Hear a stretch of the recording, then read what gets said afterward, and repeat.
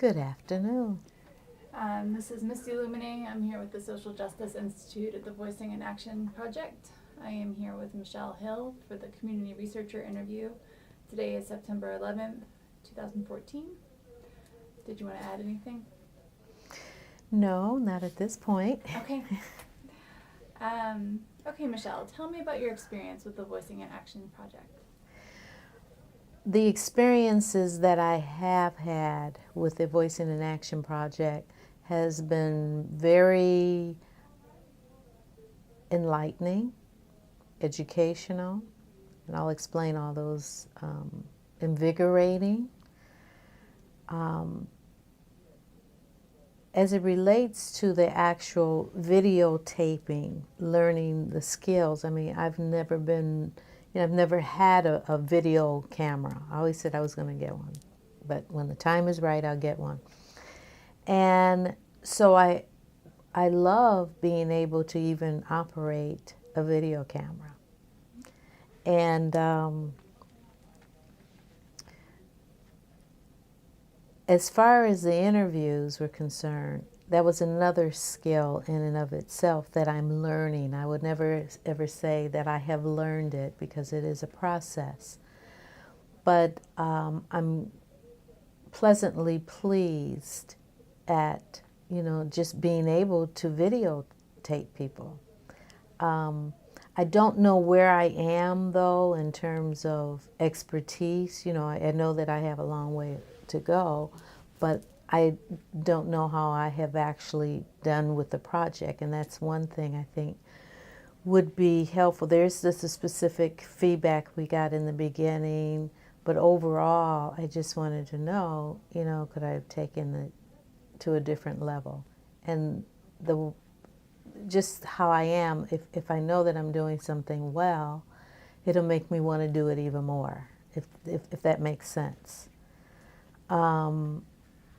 So that was, one thing that I would like to learn more about.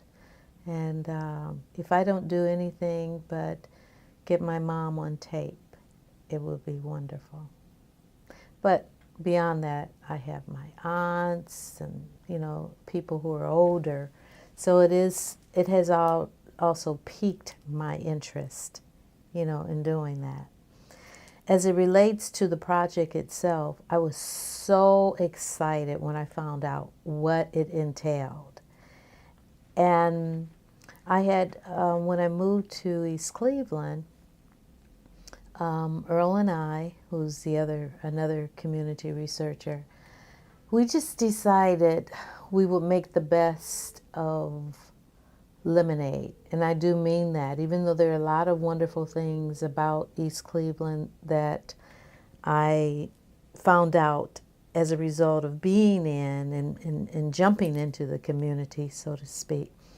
I would not have found those gems had I said, this is just a terrible place, crime is high, aesthetically, it's not what I'm accustomed to, I don't feel comfortable or safe going for walks, which we missed, from the previous community. I was in East Cleveland, and prior to that, I was in East Cleveland for 6.5 years prior to moving to, I didn't say that, I was in Cleveland Heights for 6 years, 6.5 years prior to moving to East Cleveland. And then before that, we had a house in Shaker for 14 years while I was raising, my children. So in those communities, I was accustomed to walking about, getting some exercise. More so in Cleveland Heights, I had a little more time on my hands than I had when I lived in Shaker. And one of the reasons why we chose to live where we lived in Shaker is because we were close to the Shaker Lakes, and I love nature. I love trees and water. So that was lacking. I mean, to walk down streets where there are dilapidated houses, that's just not my idea of going for a nice walk. I really was able to sink my teeth into this project, so to speak, from the standpoint that what it would become, so the possibility. Um, and I every time we get together during the meeting times, once a month, I look forward to those. I look forward to coming together because it gives me a way of encapsulating the parts of the project. Like you guys see the whole project looking down on it, but we see snippets here and there. And so if I miss those meetings, I've missed whatever whatever the snippets or whatever you're showing. And they enable me to take another look, a fresh look at East Cleveland, the city in which I lived in, but I had no idea. And I'm just one person. So I would imagine if there were people who were more knowledgeable about what's going on in the city, they would be more inclined to jump in. I really do feel that. And the community gatherings that they had at the library, I did attend 2 of those.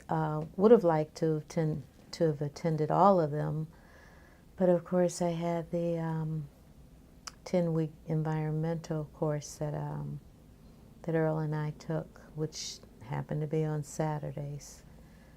So part of me wanted to be there, and of course I knew I had to be at the classes. I also appreciated Dr. Rhonda being there, you and Shelley, because you gave another layer of what the project could become from a academia perspective, and in terms of the social justice, looking at things from a social justice perspective. Being involved has also connected me with other projects that the Social Justice Institute was involved with, the Race, Food, and Justice. Wonderful. Can't say enough about that. And also the, let's see, besides the Race, Food, and Justice, just the conference that the Social Justice does every other year. I attended the one the last time. It was like I couldn't get enough of it. Please don't end. No, this is great. The planning that went into those were superb, absolutely superb. I felt that they created a welcoming environment. It was very well organized. I love the fact that I could go somewhere and eat healthy food, and that's always been a problem, when I go to places. It's like, oh no, not another continental breakfast, foods that I cannot eat. Let's maybe, orange juice. If they have fresh fruit, not mixed fruit. So I don't even want to go into that. So I just really got a lot out of that, and it's so refreshing to be among people who know how important it is to put healthy things in their bodies.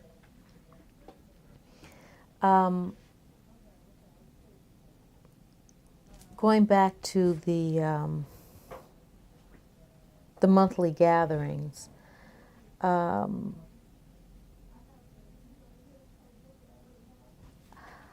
I just can't. I couldn't get enough of them.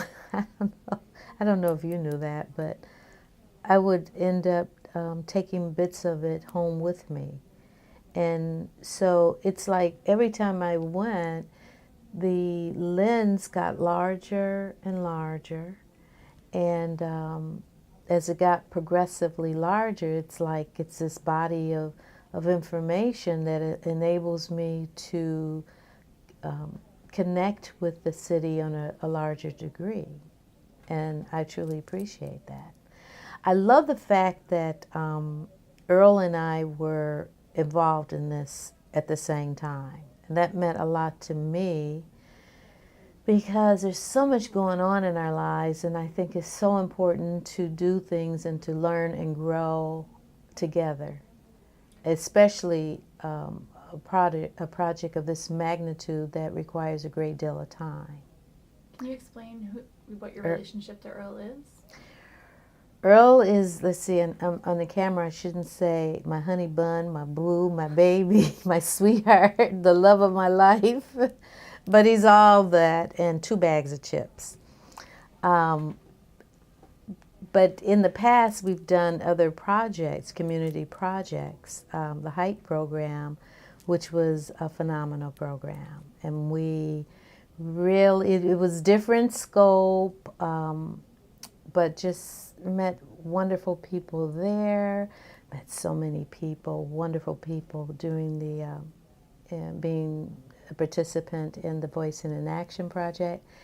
And even my next door neighbor was involved in the project. So that was Pam. And so I got a chance to see Pam more often coming to these related events, or I should say the Voicing in Action monthly meetings more so than anything else. So that was good. That was good.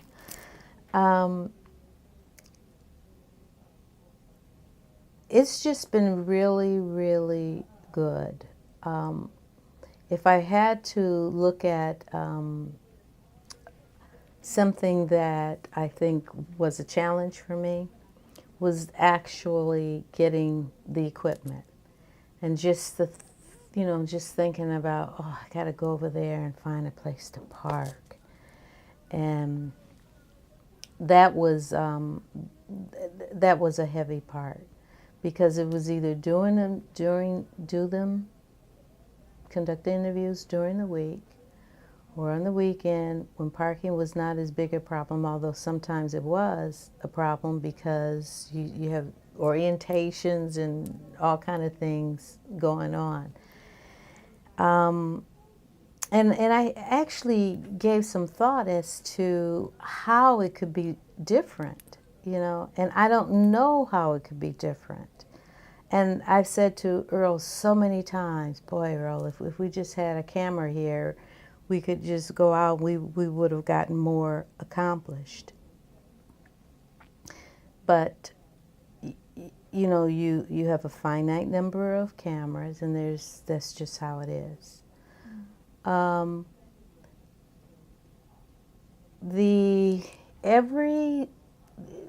of the things that we encountered is that every single solitary time we conducted an interview, it was different. Every single solitary time, in terms of playing with the lighting.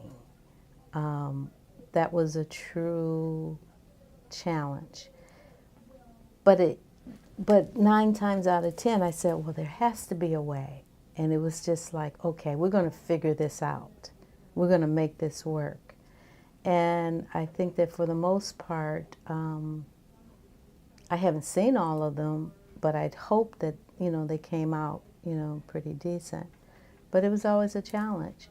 I would think that if there was a clip light, that perhaps that could, moving forward, perhaps that could make things easier. We have one. Oh, you do? Okay, I know that was a suggestion that I made, but I didn't know that you actually had one. But now, if moving forward, that makes things easier.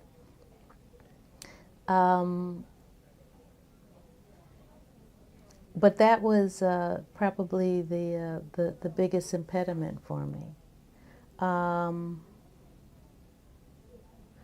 That I can think of. In the beginning, the challenge was to make sure we're setting up the machine properly, remembering to do everything. And sometimes if there's too much time between the time that you interview, you know, especially since it hasn't stayed in the neocortex long enough, and so it just pops right back out. There was a long lag from the time that we initially were trained and the time we actually were able to go out. And I think, and then by the time the dust settled, it was getting close to the end of the year.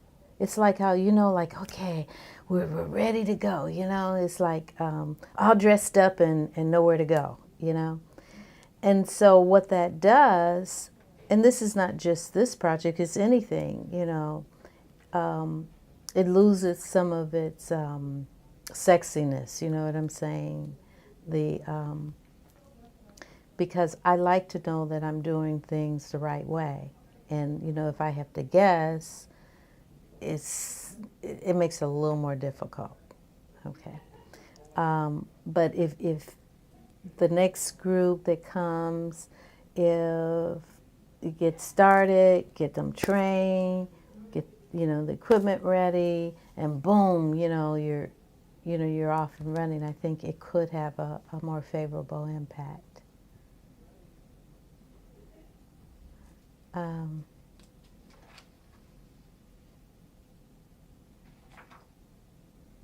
So I did have a couple of follow-up questions for you. Mm-hmm. I know you're very involved in community, so how do you Mm-hmm. handle conflicting priorities, like when you have so many meetings going on? And I want to say that we really value the fact that you've been so committed to the project for such a long time.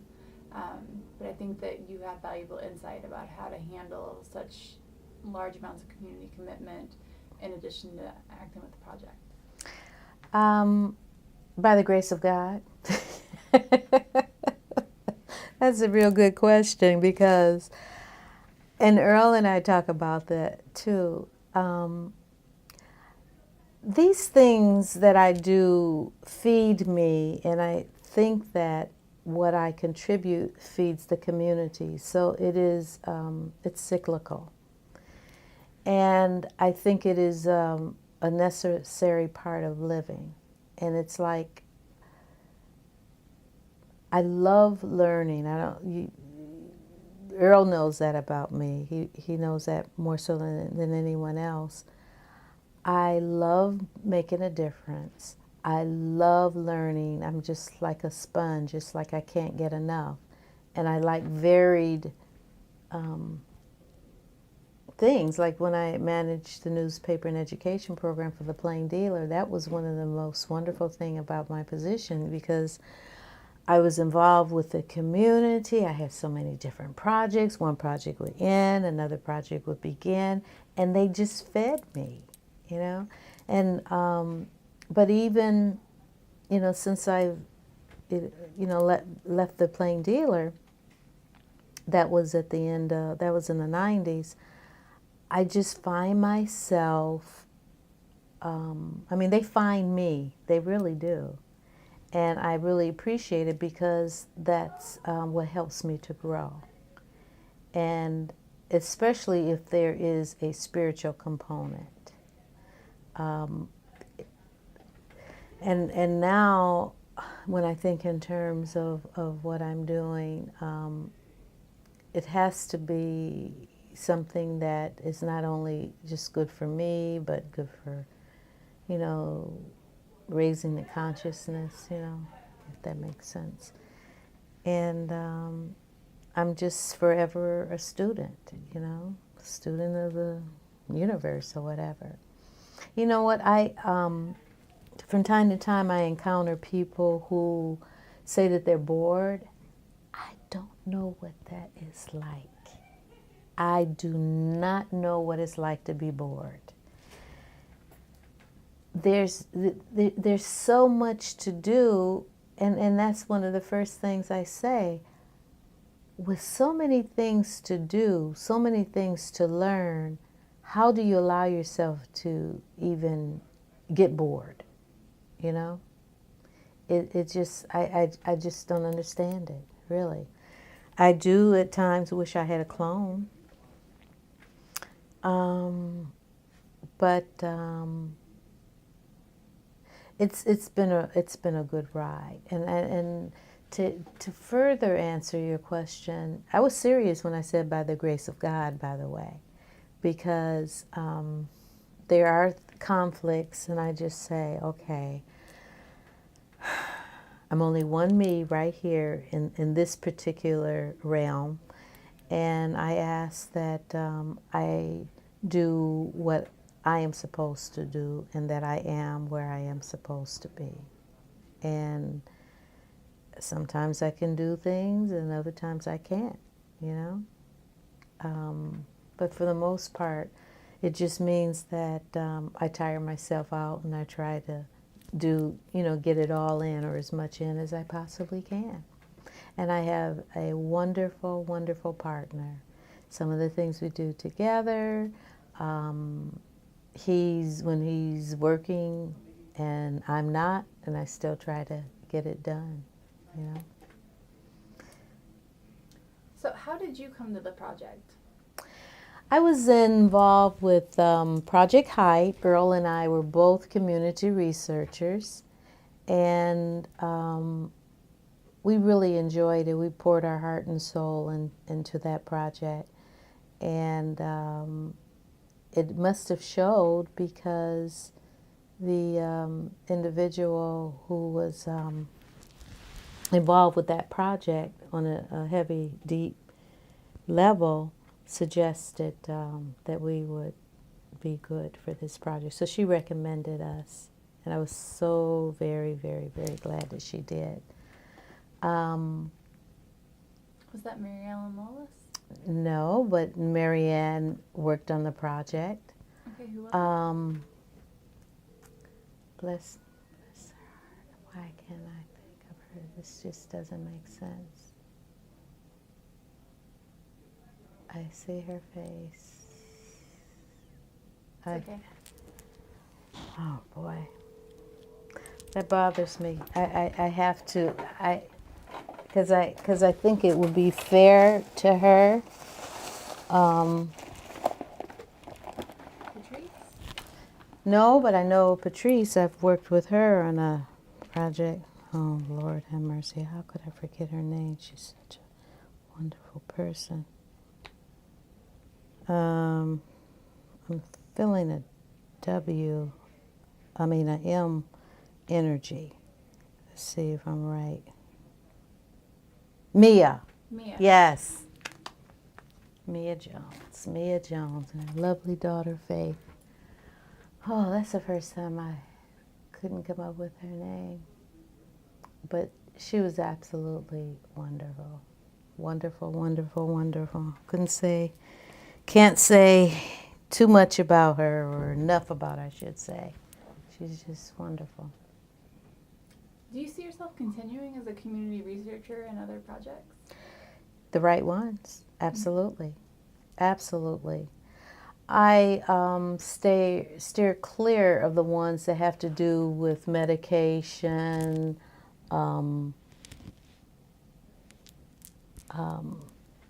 pharmaceuticals, anything of that matter. But as it relates to health and wellness, absolutely. Absolutely. And in this case, this project has to do with wellness of the community,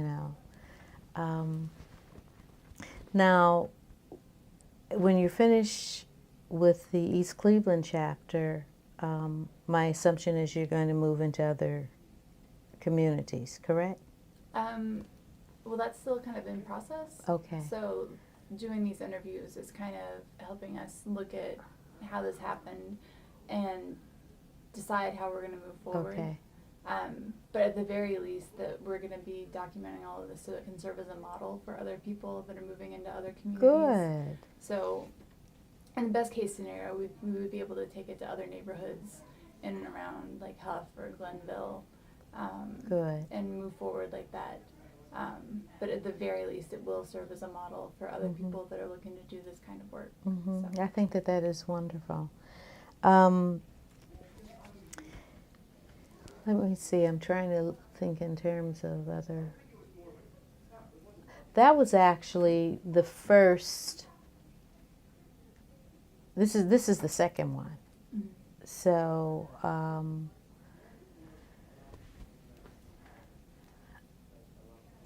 I just this one kind of as I said, it fell in our lap, but I'm so glad it did. Okay. So how has your perception of the community changed due to your involvement with the project?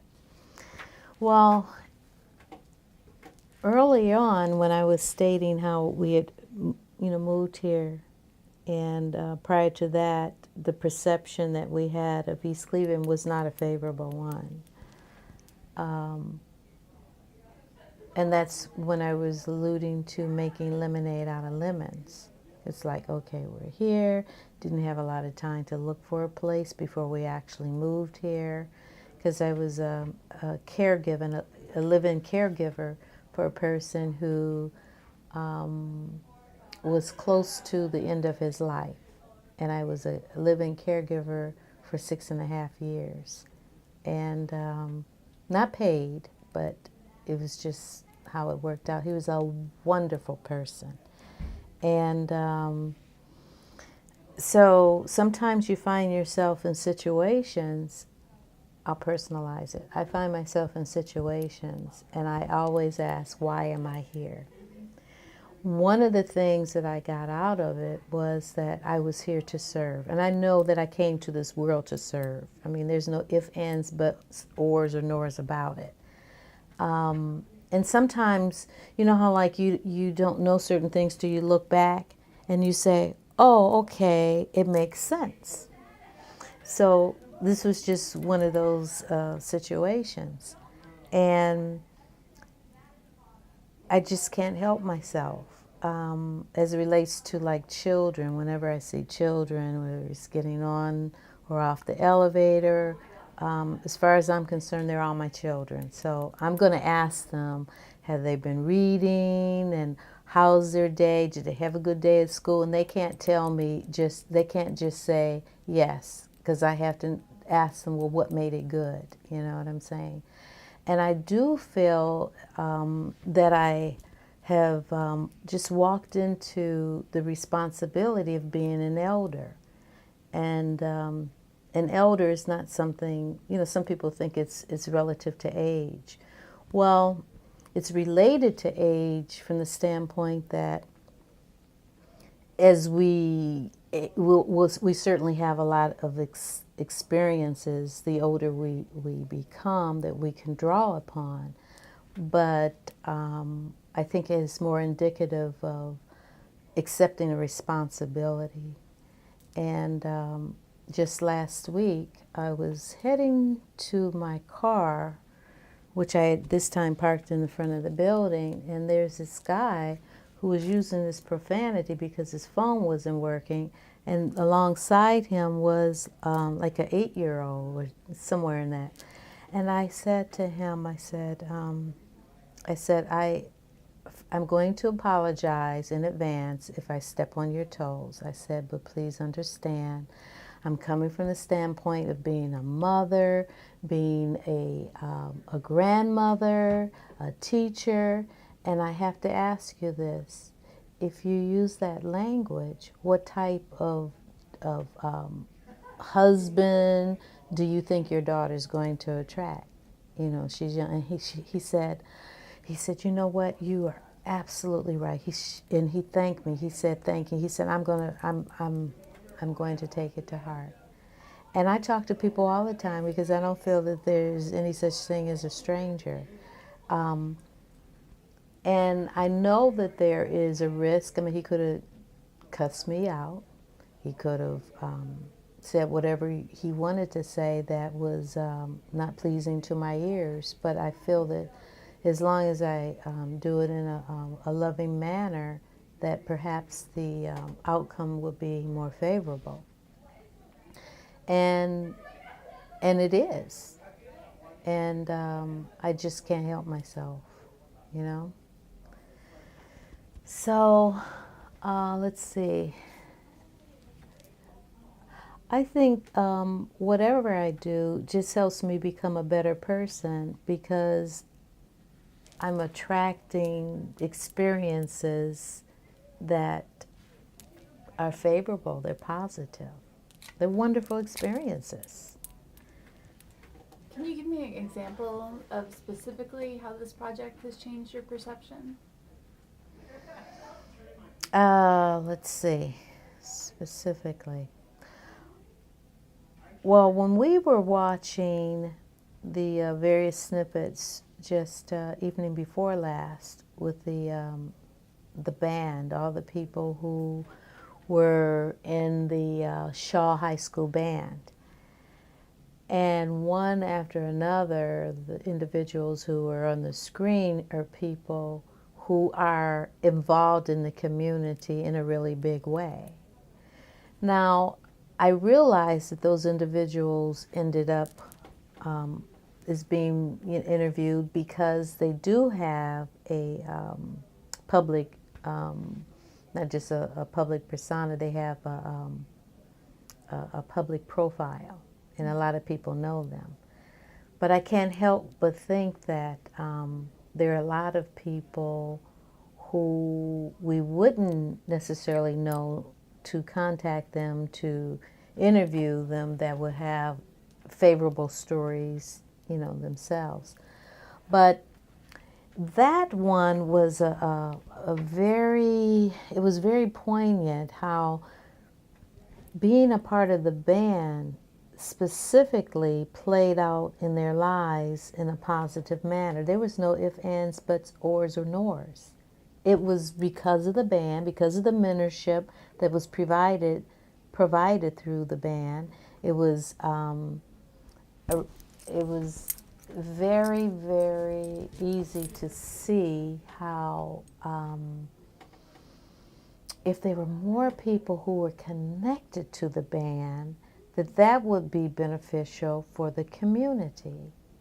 And so even though when I was watching it, I felt very good, on the other hand, I felt it was a tremendous opportunity waiting to happen. And I say waiting to happen because as long as there is a band and as long as they're doing well, there still remains a possibility to connect them stronger to the community. But it was a perfect example. So that was good. That was wonderful. Yeah. So, what skills have you learned? How to operate a video camera. Videotaping, you know, conducting interviews, all the facets of it, things to remember, even something like the lighting, making sure that the person being interviewed is not in front of a window. And for the same reason that if you're taking a picture into a camera, you wouldn't have them, you know, in front of a window or a light, places like a window. I'm also learning how you make, the skills, let's see. I guess those would be the two biggest skills. And do you feel like you've learned a different kind of analysis? Yes, very much. And I was saying earlier about how looking at whatever the project is, whatever is going on in the society, there's always a social justice context as it related to working with the height program. I was aware of the social justice lens. But this project heightened my perspective on looking at things from that perspective. And as it relates to the environmental piece, that was one of the reasons why I wanted to take the course. Of course, you know, going into this, knowing the importance of quality air, quality water, and quality food. But outside of that, it's, you know, the social justice piece. In East Cleveland, I was part of the Growing Green in East Cleveland project, and we were successful at getting an let's see, what was it? We came before city council and they accepted it, you know, that this is what it's supposed to be, but we haven't been able to move forward. Mm-hmm. And we will not be able to move forward as long as people are giving out free food. Free food that may be disadvantageous for them to have. And I don't think it's healthy to just give anyone food without them doing something to get it. Because it's all wrapped in, you know, worth, self-worth, entitlement, marginalization, and all of those things. And so I'd like to see us move as a city forward on that, as well as looking at the dumping sites. And I was just appalled. Recently I found out, I don't know the exact location. I was listening to the news one time, which was really interesting because more often than not I listen to the national news, but I was listening to the local news. I forget where I was. And it was like, wow.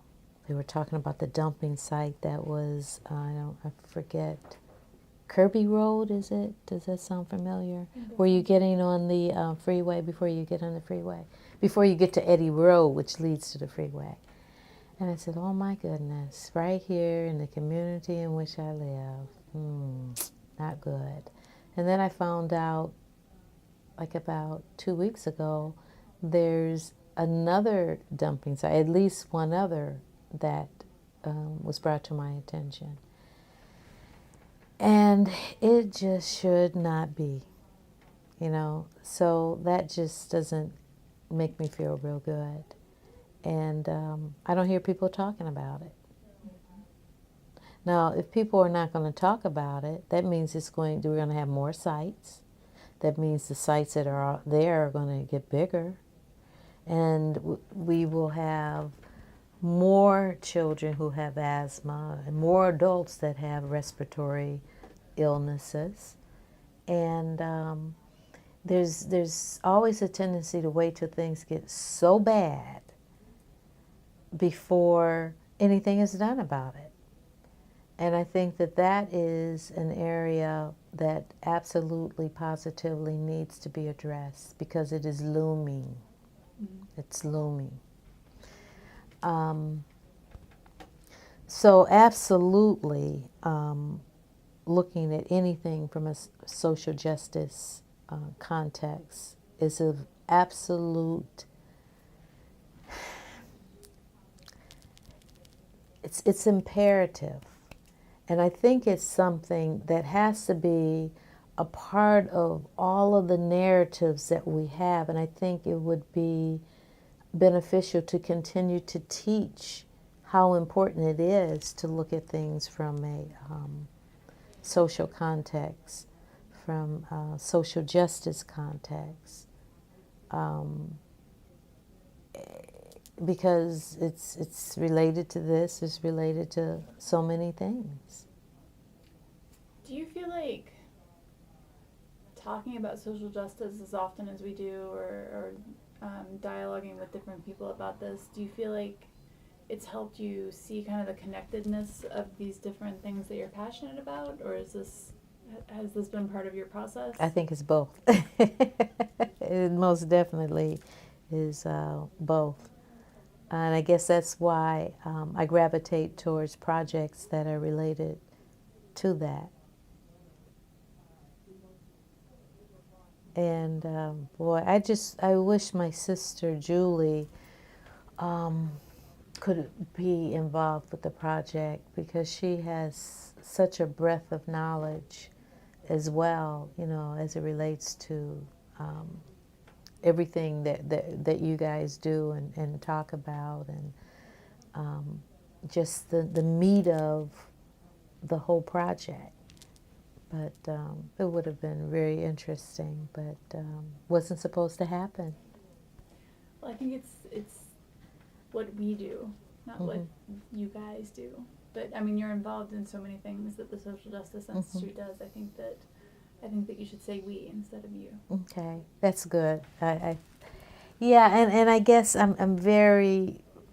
When people ask me what do, I always include the Social Justice Institute, that I'm working with the Social Justice Institute, not that I'm just I mean, I do feel that I am a part, but I know that what you guys do is different. You have a different lens. You have a wider scope.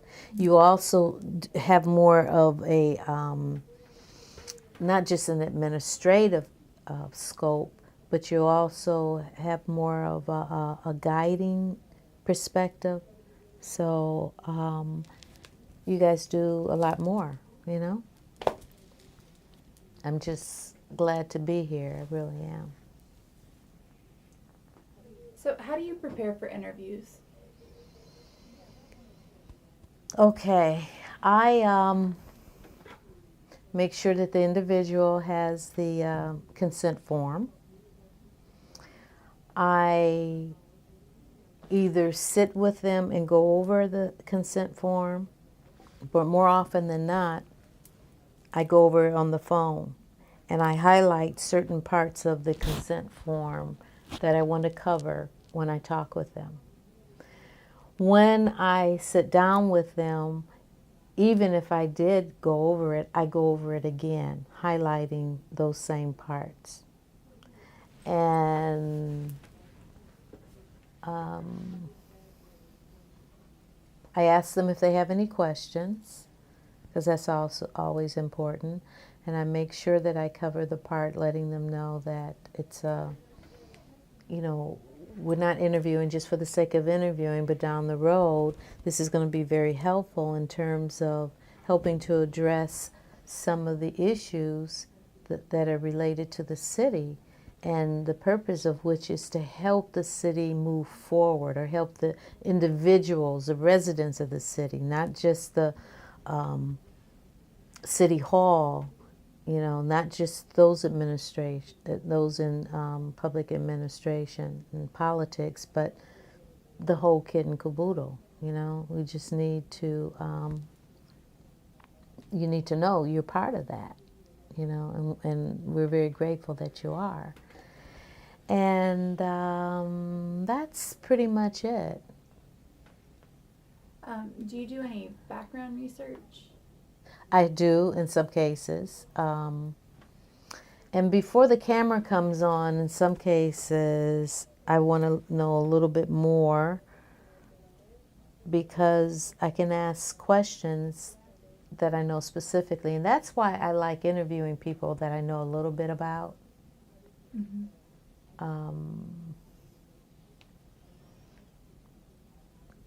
The interviews that I've conducted, I feel very, very comfortable.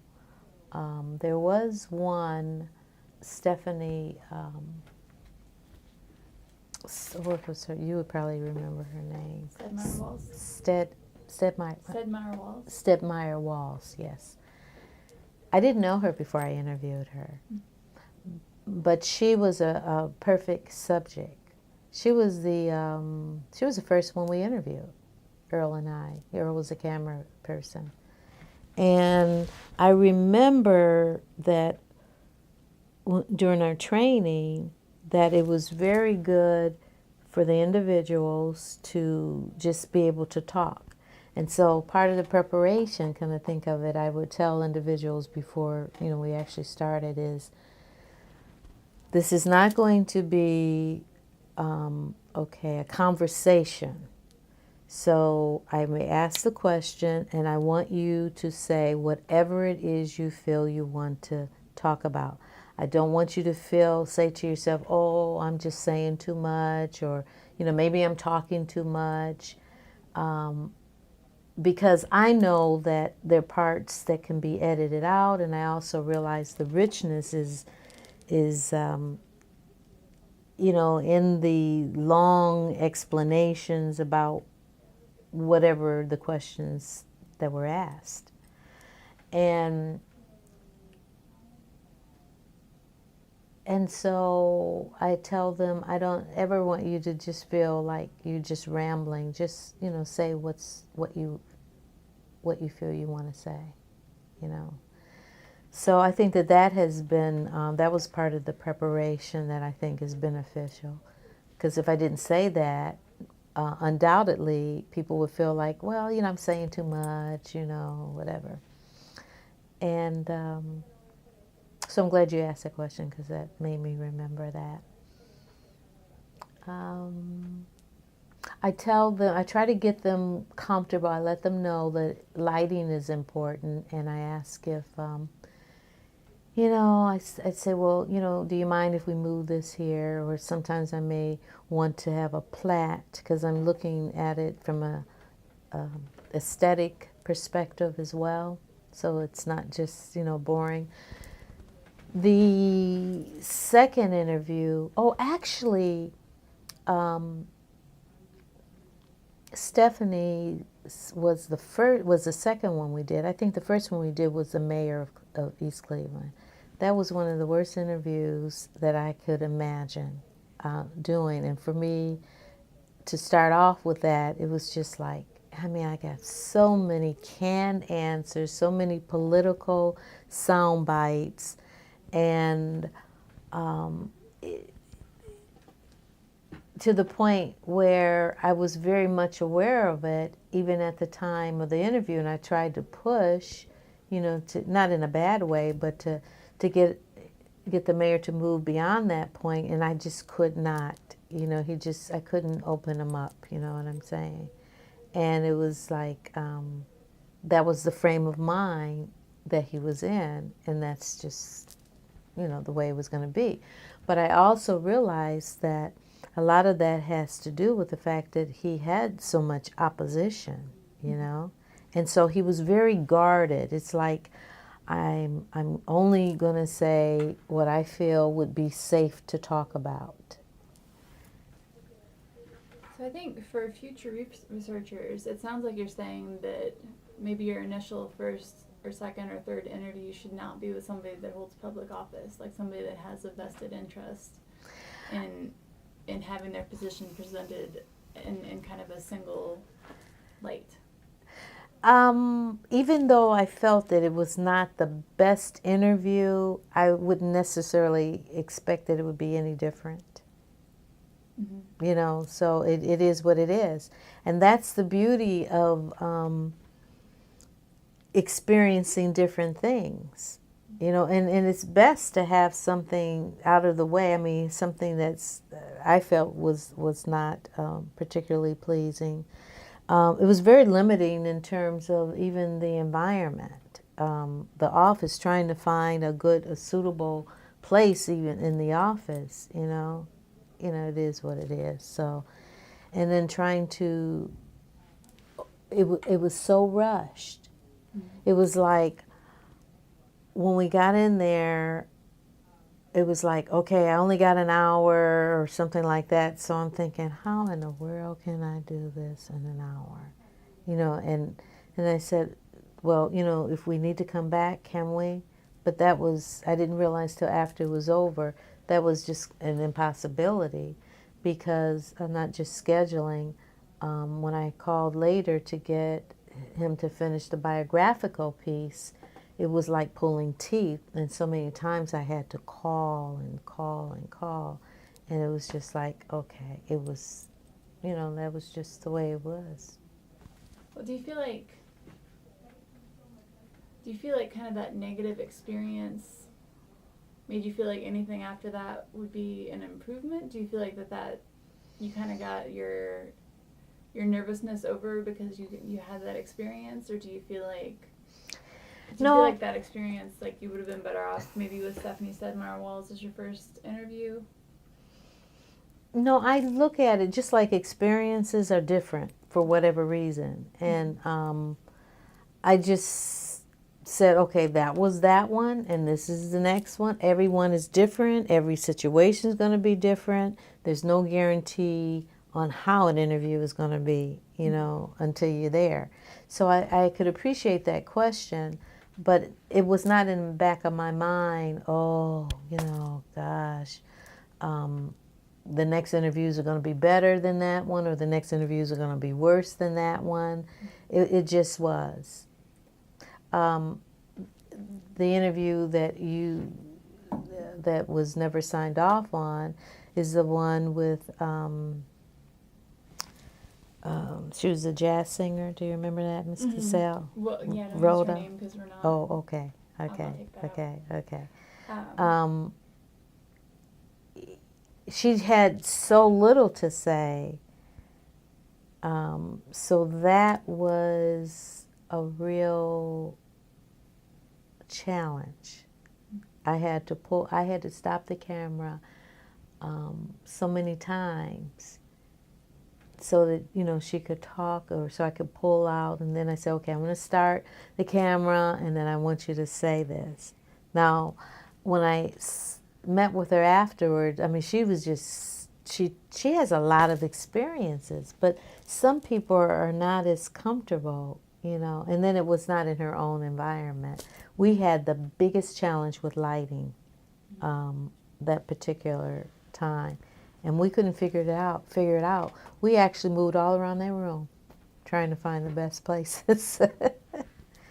So I guess the question I would ask you then is, looking forward for researchers that are coming into the project, what type of person would you recommend would be a good first interview? Okay. Well, I can't say somebody that they know, because I didn't know Stephanie. She was the second interview. I guess I would just say they have to have enough faith in themselves and they have to know up front that things are going to be different no matter where you go. Lighting is going to be different. The circumstances, how much time you have, how forthcoming a person is going to be, or how comfortable they are with the interviewing. You can know someone very well and that person not feel comfortable being interviewed, or being really conscious of being in front of the camera. So I don't know that there is such a thing as being completely at ease and comfortable. But I would imagine that if they were interviewing someone that they knew, they would feel a little more comfortable. That's all I can say. And one of the individuals that I interviewed was someone I went to high school with, you know, so that made it, but it was many, many years ago, so. So I don't know what to say. It's just, I'm just open to experiences, and my honey tells me all the time that I do things that the average person would feel really uncomfortable doing, you know, as it relates to other people, you know. So I guess that's a skill or a gift, however you want to look at it. How useful was the bio sheet? The bio sheets were very, very useful if I got them filled out at first. I'm glad you brought me back to this, because I was trying to think that there was something else I wanted to say, and it kind of popped in and popped right back out. So I'm glad you brought it back. I wanted to start the interview with the bio sheet, everything filled out. And before the camera came on, I would go through it. I would give them, when I when I gave them the consent form, I would give them the bio sheet to complete at the same time. So that also was very helpful in terms of, getting some, the questions or trying to pull out things, from that. And I was more specifically thinking just now in terms of, now we can mention only if they are part of the project. Okay, Gladys Walcott, because there was so much richness there. But what happens sometimes is if you go over the information before the cameras start, you get a little bit, there's a tendency sometimes to leave things out. Or more often than not, the person would forget that they told you, that they didn't tell you when the camera came on because they remembered telling you when you were going over the bio. Does that make sense what I'm saying? But I really enjoyed doing that interview because of the richness, in her bio.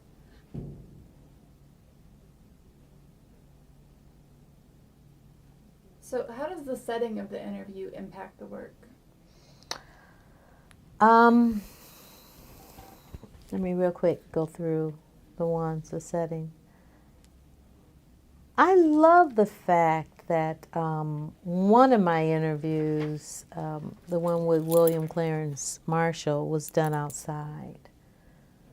Except for the noise. Someone was mowing their lawn, there were cars passing by. But I love the fact that we were outside. And when I looked at the interview subsequently, I said, yes, that's the feel that I was after. I like natural light.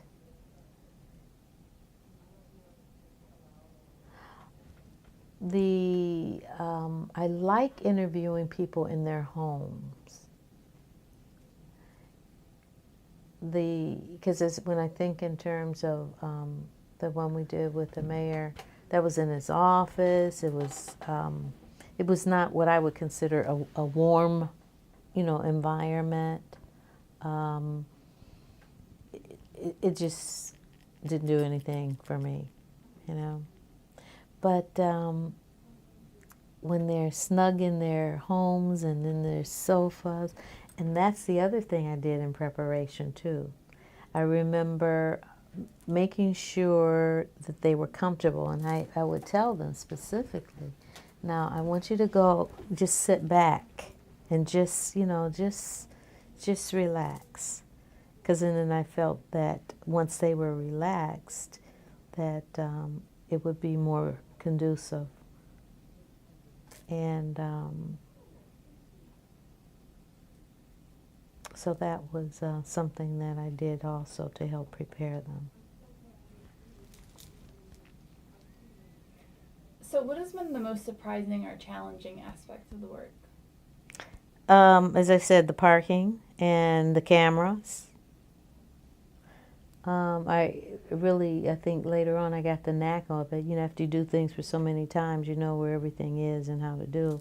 So that was good. Scheduling. Of course, with the things that are on my plate. And then getting started back. Like after,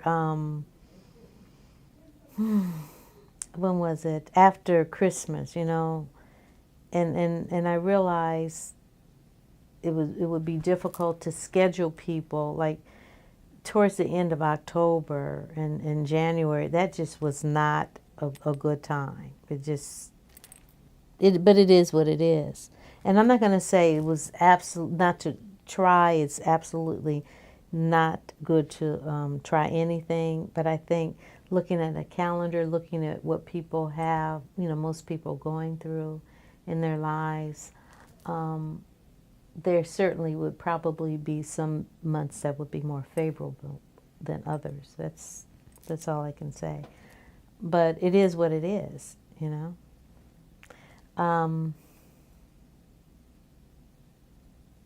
something else I was going to say.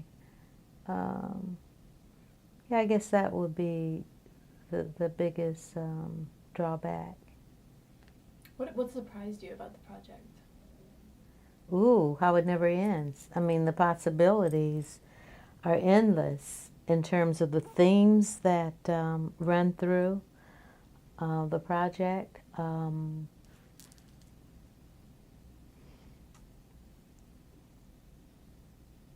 There's so many enjoyable moments and so many, I mean, you guys are great, just absolutely wonderful to work with.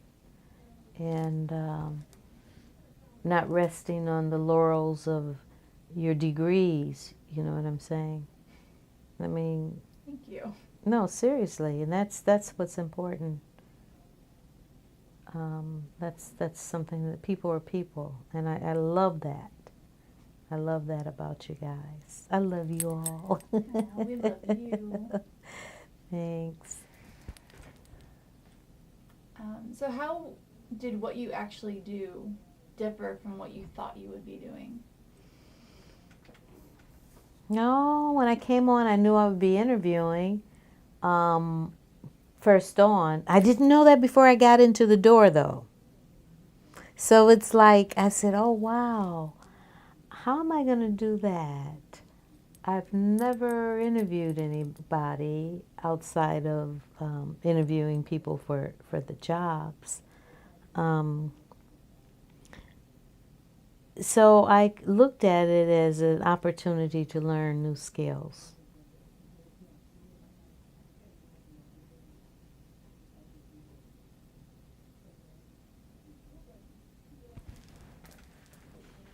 And how about the time commitment? Is it more or less or about what you expected?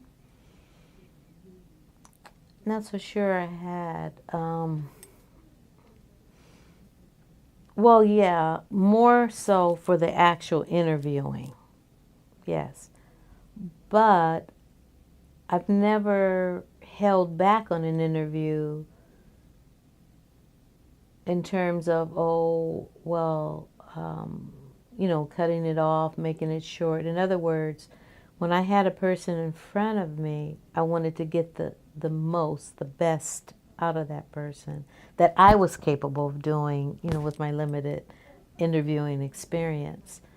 And so I didn't think in terms of the time. It wasn't until afterwards, and it was like, wow, that's a nice big chunk. But it is, again, that's just part of the process,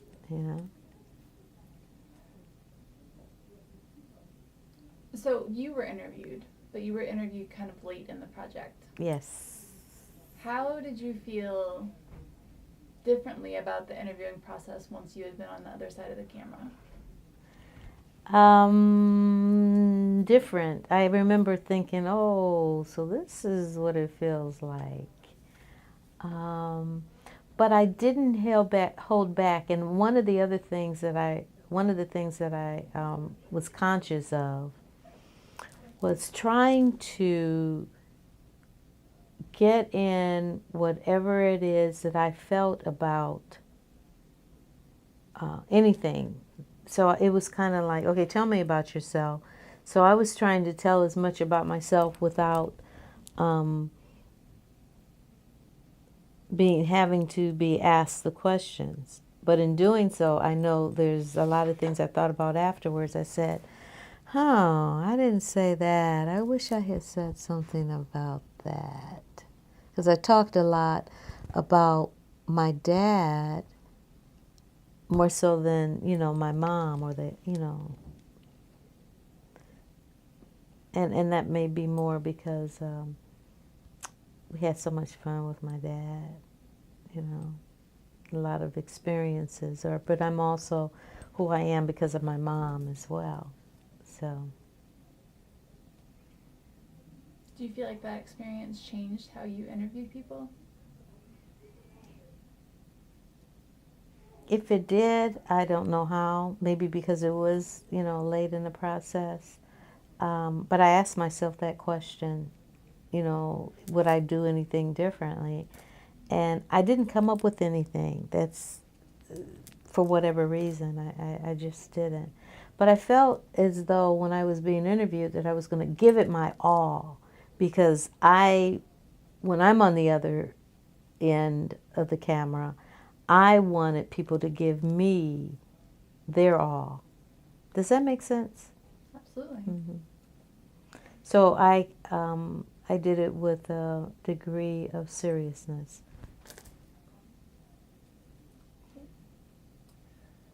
So would you encourage others to participate in this project or a project like that? Absolutely. If so, what advice do you have for future community researchers?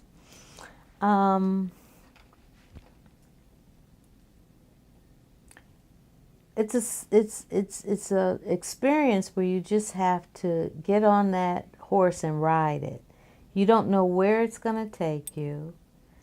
You just have to be open to it, because there's so many wonderful twists and turns, and some of them favorable, some of them not so favorable, such as getting ready for an interview and someone calls you and tells you right before the interview, no can do.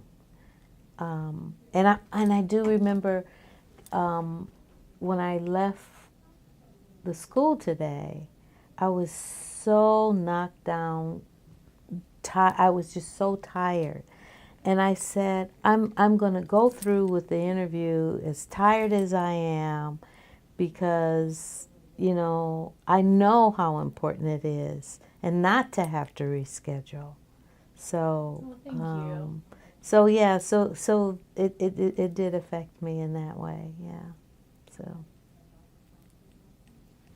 Any other advice for future researchers? Take pictures of the camera. That was also of what's in the box, how it's laid out. I would encourage them to get the bibliography completed before. One of the things, like people would say, various people would know, oh, Michele, you don't have to do the consent form or whatever. Just, I know you, whatever. I'm familiar with the project, and that was something I never ever bent the rules on, because I would never want anything to adversely affect the project. I would tell them to take it very seriously, but have fun with it. I would definitely tell them I think it's important to come to the monthly meetings, whether it would be to learn, about how to get more out of the interviews, and then the specific interviews themselves.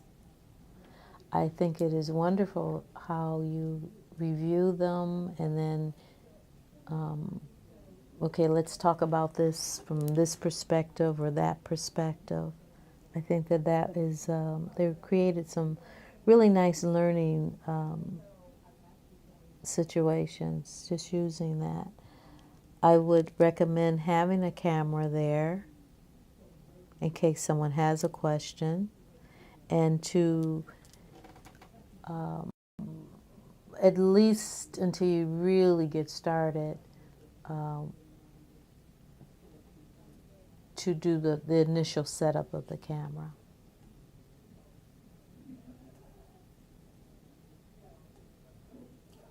Those are good, solid recommendations. I appreciate the kind of high level, enjoy it and be ready for it, but I also enjoy the specifics. Bring a camera to the meetings. Oh, the nutrition has also been a part that I enjoy, because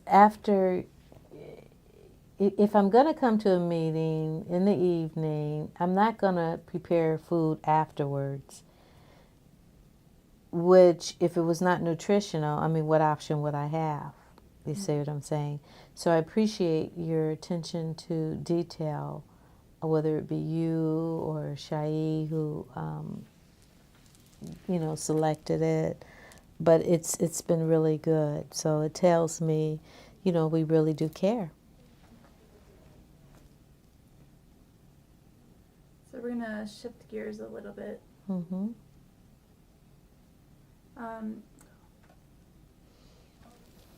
How do you define social justice? Social justice has to do with having a level playing field, living field, politically, education, all of those for anyone, everyone. It shouldn't even. We shouldn't even have a name. We shouldn't. Even, it shouldn't even be anything about social justice. I mean, it shouldn't. We shouldn't have to deal with it. We shouldn't have to try to right wrongs that people should be aware of themselves. We shouldn't have to have issues of entitlement and marginalization on the other end, and privilege and so on and so forth, because at the end of the day we all have to eat, drink, and it's important for us to, and breathe, of course. It's important for us to understand that those wedges that are drawn between members of the various societies boil down to control. And it also has to do with lack of control. And it's an endless fight just to help people understand how we could all live together a lot more comfortably and with a lot of you know, with a high degree of spiritual consciousness, only to the degree to which we know we are connected.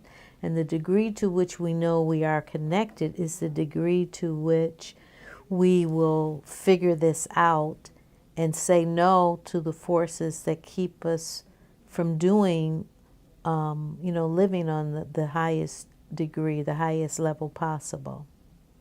So we shouldn't even have a social justice institute, seriously, but we do.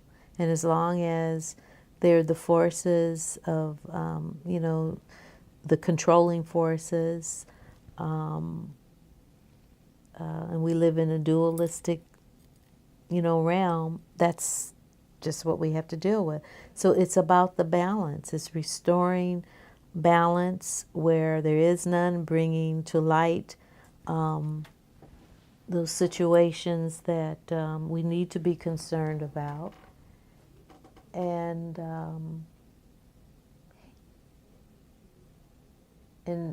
trying to work to the point where we eradicate all kinds of injustices. Okay, so when you say that we shouldn't have a social justice institute, Should not have a need for social justice. That's a difference. But we have one now because it's needed. Yes. Okay, I just wanted to make sure that was clear on that. Absolutely. Has your definition of social justice changed since you started this project? Yeah, I'm more conscious. I'm definitely more conscious of social injustice situations rearing its ugly head. I work in a school where a lot of children are, some of them are adjudicated. About 60% of the students have individualized education programs. I look at them and realize a lot of them have no clue as to how their lack of, now some of them are good students, but just because it's in the community, a very low socioeconomic community, it's like they don't even know what they don't know. They haven't a clue. And it's indicative of the socioeconomic situation that their parents are in. So they were born into this situation. And a lot of them would not ever be able to climb out of it because they don't have enough knowledge to know. What does it even mean to be in a situation where, you know, you have to fight every day, or see your parents fight, or people in your community fight just to live, and just try to, just thinking in terms of Maslow's hierarchy of needs, just trying to be safe and secure. And I don't think that education is necessarily the end all, but I think it can level the playing field for some.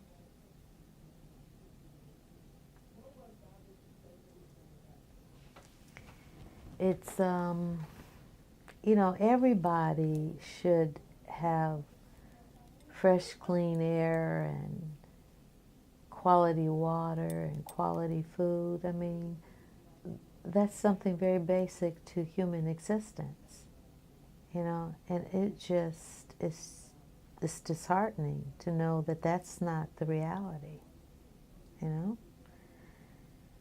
But some people say, well, why bother? Because to not would be to look at yourself in the mirror and say, I haven't done a doggone thing to help this situation, you know? And I do feel that what goes around comes around. So, of course, I would hope to do everything that I need to do in this incarnation so I don't have to come back. But I realize that if I do have to come back, or decide to come back, that I will be on a more favorable side of, you know, things will look a lot better, you know. So, do you think this kind of project is important or useful for social justice work? Absolutely. Absolutely. Can you explain? Yes. Well, sometimes individuals are not aware of the situations that are around them until it is brought to light. And sometimes it's brought to light just by asking questions. The very, you know, the questions that are asked as interviewers. And to ask them what you contribute. I mean, what can you contribute? How would you like, how could it be different? How can you contribute to that? I think there's a very, those are very good questions. And a lot of times, even in terms of helping people understand what's the difference between like racism and all the other isms, and sometimes they have a tendency to get lumped all into one category. People have difficulty understanding the difference between racism and cultural biases, and you know, they're not one and the same. So it helps you delineate between the various isms, you know. And so that's, I think that's favorable. Even giving people an opportunity to even think about it from their own perspective. You know, so it has to awaken in individuals who are on this path, you know, we call life. At some point in time, you have to say, where am I relative to everyone else in the world, in the community, first of all, and helping them to understand, good or bad, right or wrong, which, of course, ultimately speaking, there is no such thing as good or bad, right or wrong. But as it relates to this particular dualistic environment, there is a right or wrong. There has to be balance. So where do we fit as individuals? Either you're part of the problem or you're part of the solution. And I'd like to think that it could help move people into a better, deeper understanding of the connectedness that we have, not just as individuals, though, but the connection that we have with all aspects of the environment. See, this project helps us look at the human aspect, but I take it a step further, and that's why I'm involved in the environmental justices and things, because I'm concerned with not just how we as humans relate to each other, but the whole biodiversity, and that gets left out sometimes. Gets left out on a real big level. Even people who are very conscious about the social justices and injustices, they miss that all the time. Mm-hmm.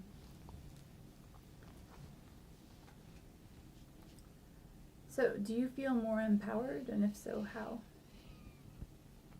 I feel more empowered about the community, and that's one reason why, even beyond this Voicing in Action project, that I continue to sink my teeth in to other things that are happening in the community. And I pick and choose. For instance, when Huron Road Hospital was closed, I didn't, pick it. I know I had that option, but it's like that decision was made long before it got to here. It was a major business decision. I did not feel that it was a good use of my time. It wasn't, and I didn't feel that it was going to reverse anything. I'd like to see more people get involved with the watershed, understanding what the watershed is, and how can we, what can we do with the empty lots, in terms of bringing quality of life to the residents of East Cleveland. What can we do about the toxic dump sites, So that's about how I feel. So I want to circle back to if you think this work is important or useful for social justice work. You talked a lot about how it could be important or useful for the individual, to give the individual a chance to consider things that she or he might not have considered. Mm-hmm. What about on a collective level? Like, we've done things that have gone beyond just individual interviews.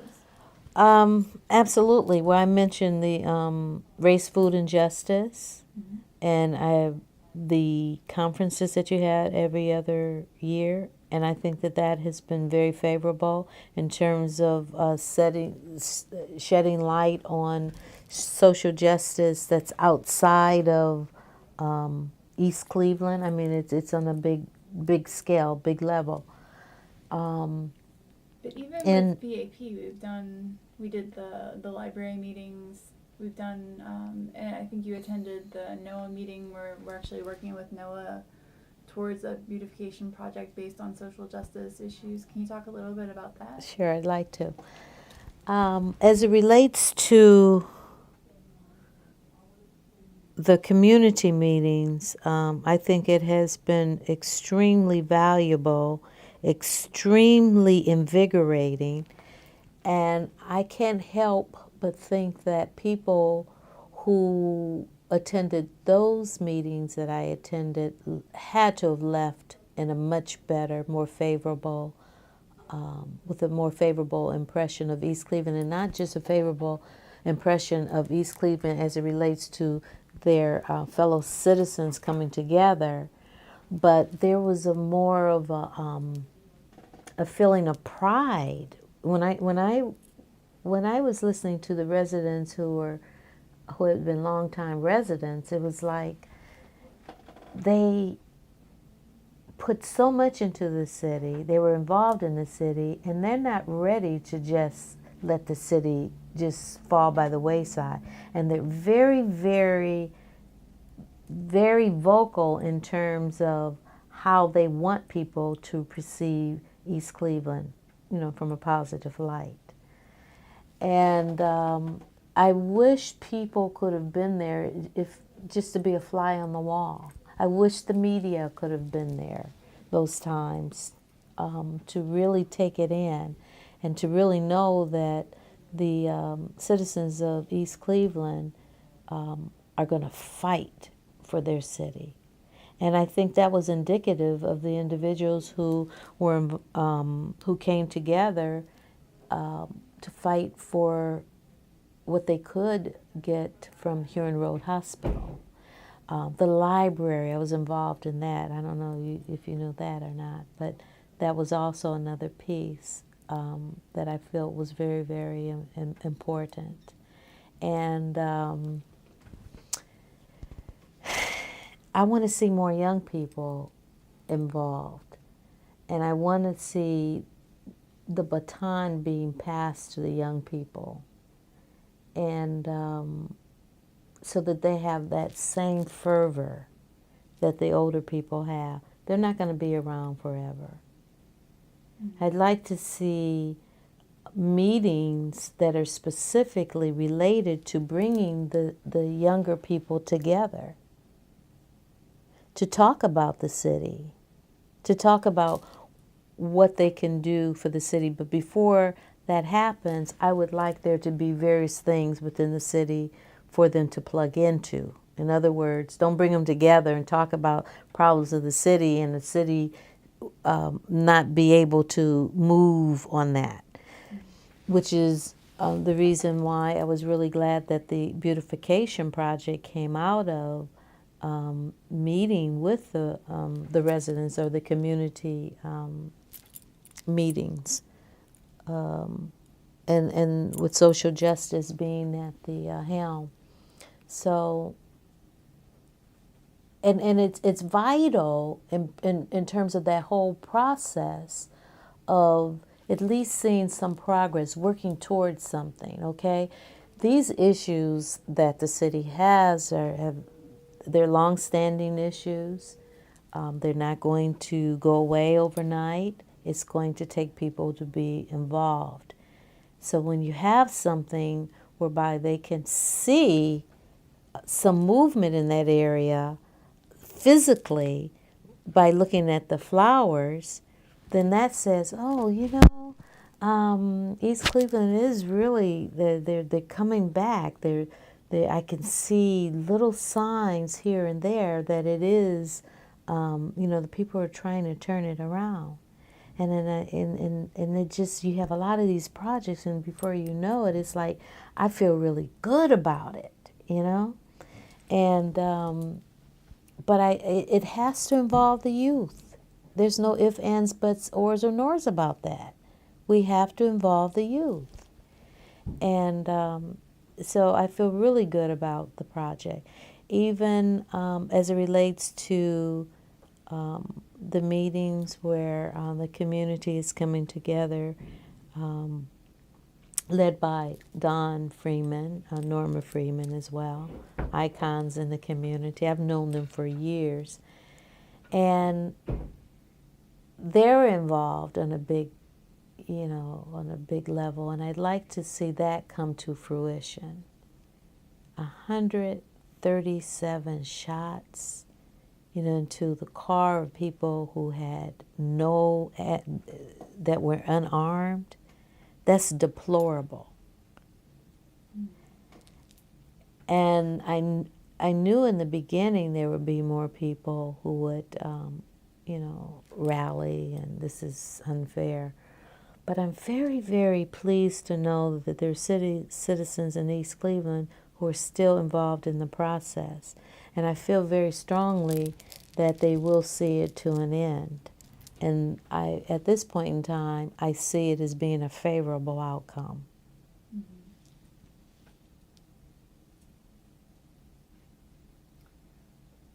So what impact do you think the Voicing Action Project has had on the participants and on the community? Well, it's bringing them out to talk about the issues and to do something. See, it's one thing to just talk about and talk about it some more and dissect it some more, but it's another to actually move towards solutions. And I see that happening with the beautification process.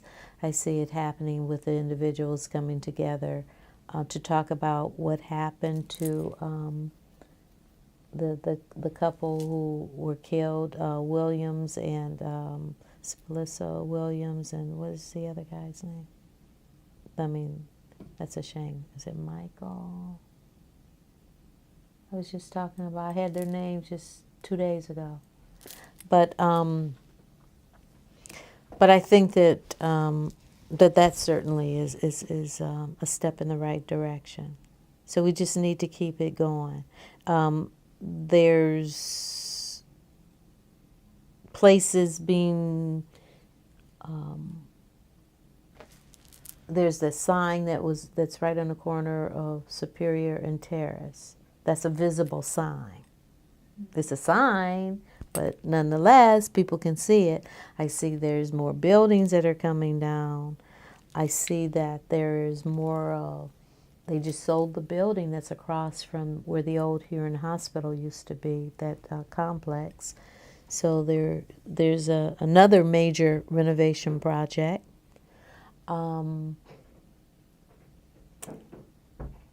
Still not enough around food, and I don't dare call it a food desert. My term is potential food oasis, because I want to look at it in a positive light. If you think in terms of desert, that's all you're going to get.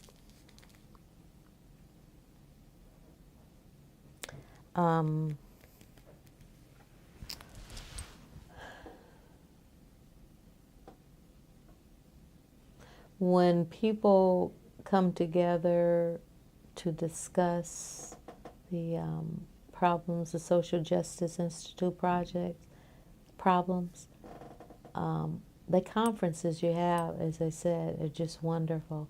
You know, there are a lot of people, more people come out to those every other year. So it's growing. Mm-hmm. And there are young people who come to those. I'd like to see more young people. And the speakers are just phenomenal. So I want to take it out of the academia,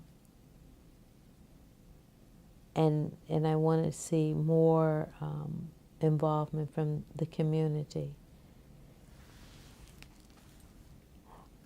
The Social Justice Institute was also involved in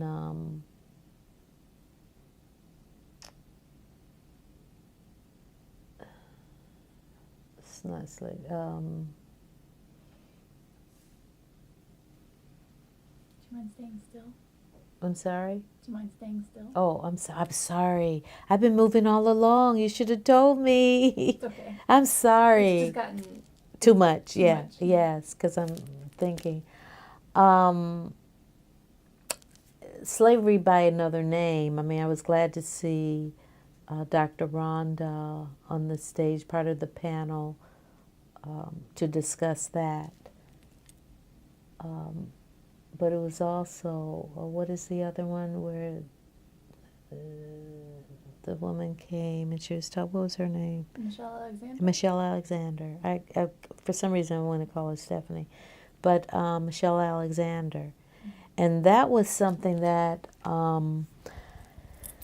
I had a commitment and therefore was unable to attend the first meeting, but I was just so excited just to know that here we're coming for, we're listening to this lecture, and it wouldn't make sense if there was no call for action. I'm real big on call for actions. Mm-hmm. And I think that there need to be more call for actions with specific things that they can get into, plug into, just as was done at the most recent Race, Food, and Justice Institute's Day, Race, Food, and Justice Conference. So that's still going on, and I think that is just phenomenal. I can hardly wait to see the end result of that. So This is our final question. What would you change or improve for the project? just things around the training, more so than anything else. Maybe you can add a few more cameras. How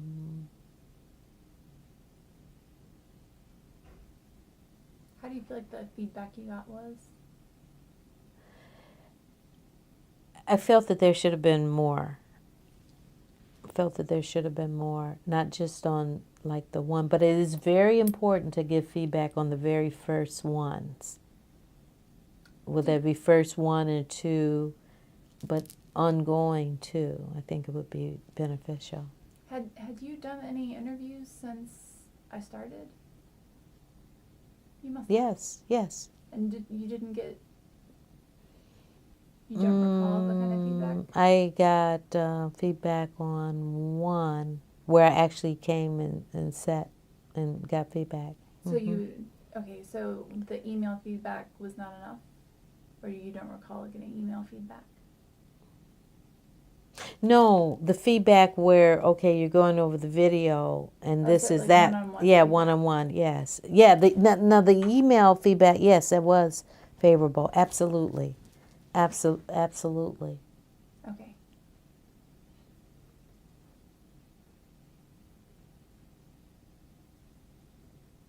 I remember after each interview just thinking, I wonder, did I do it right? Did I, But in the back of my mind, now I'm trying to internalize, okay, what do I need to ask? What's not, how can I get more out of it? How can I press forward if I don't get the answer? Not necessarily the answer that I want, but an answer to the question. I think I feel comfortable enough to ask it in different ways. So I think that that's a result of working on this project. So do you feel like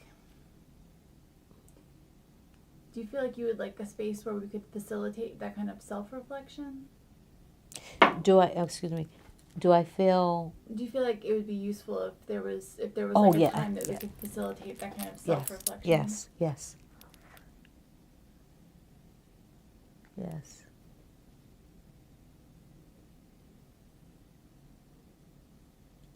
And everyone may not want that. Mm-hmm. That's important, to state. I just would have liked it. But I have to say, one impediment still is the parking, coming down, it's just the whole, whenever I would think about that or even wanting to do that, it was just an impediment, that's all.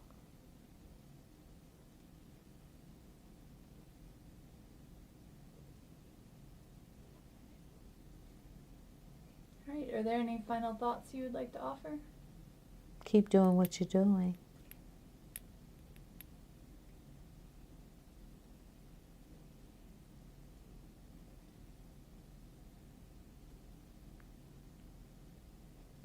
I think moving forward, as you transition, if you get to the point where it will be offered in another city, probably, the Glenville area would be what stands out in my mind because it is closest to the university, and you have to consider people's time and proximity to the university. And some of the people who were involved in that, like I wouldn't mind coming and helping, with that project. Mm. So acting as a mentor. Mm-hmm. Awesome. Mm-hmm. Well, thank you. You're very welcome. I hope that I did it some justice. Absolutely.